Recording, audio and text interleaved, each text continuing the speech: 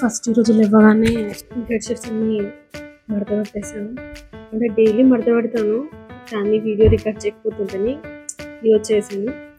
తర్వాత ఇంకా నాకు ఒక హ్యాబిట్ ఉంది, బ్రష్ చేసేటప్పుడు సాంగ్స్ వినడం. సో నా ఫేవరెట్ సాంగ్స్ పెట్టుకొని వింటూ బ్రష్ చేస్తాను. జనరల్గా నేను బోట్ వాడతాను, ఇది బెటర్, చాలా బాగా వినిపిస్తుంది. బ్రష్ అయిపోయిన తర్వాత ఇంకా థైరాయిడ్ ట్యాబ్లెట్ తీసుకున్నాను. 25 mcg, చాలా తక్కువ ఉంది. తర్వాత నేను వాడే ట్యాబ్లెట్ల లిస్ట్ వల్ల నాకు గ్యాస్ వస్తూ ఉంటుంది, సో ట్యాబ్లెట్ వేసుకున్నాను.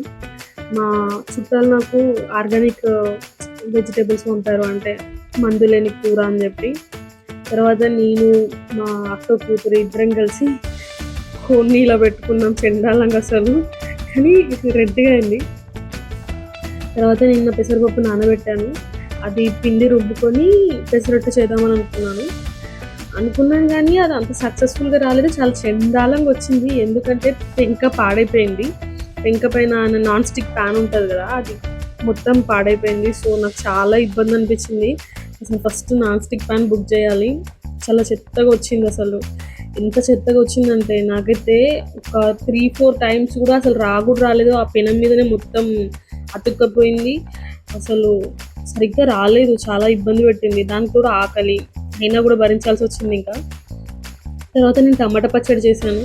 ఎలా చేశానంటే కొంచెం ఒక క్యారెట్ కూడా వేసాను.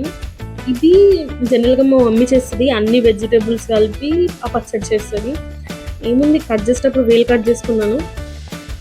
తర్వాత పచ్చిమిర్చి, టమాటాలు, పల్లీలు, ఒక క్యారెట్ అన్నీ వేయించి మంచిగా నూనెలో కొంచెం మగ్గనిచ్చిన తర్వాత మిక్సీ పట్టాలి.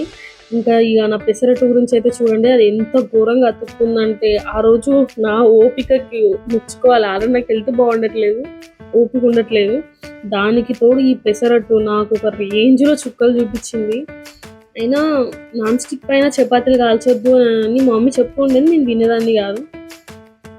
దాని తర్వాత అర్థమైంది, అసలు 1-2 ఖరాబ్ అయిపోయినాయి మొత్తం.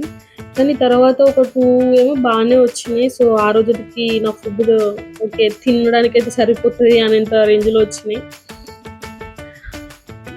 టమాటాలు, పచ్చిమిర్చి, క్యారెట్లు అన్నీ బాగా వేయించాలి. వేయించిన తర్వాత అవి బాగా మగ్గిన తర్వాత మిక్సీ జార్లో వేయాలి. ఎందుకంటే మగ్గనీయకుండా, పల్లీలు సరిగ్గా వేయనీయకుండా వేసామనుకోండి మొత్తం పచ్చి వాసన వస్తుంది, ప్లస్ అసలు టేస్ట్ అస్సలు బాగుండదు. సో అన్నీ మగ్గిన తర్వాతనే మిక్సీ జార్లో వేయండి.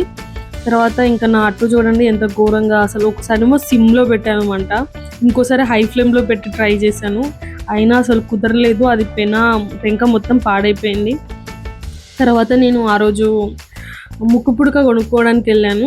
ఇది తీసుకున్నాను, నచ్చింది లాస్ట్కి, సో అది చూస్ చేసుకున్నాను. తర్వాత ఇంటికి వచ్చేసి కొంచెం తిని ట్యాబ్లెట్లు వేసుకొని కొంచెం సేపు అలా భగవద్గీత చదివేసరికంటేనే నైట్ అయిపోయింది. మేము మొత్తం షాపింగ్ అయిపోయిన తర్వాత వచ్చి తిని పడుకున్న. వెదర్ చాలా బాగుండే ఆ రోజు.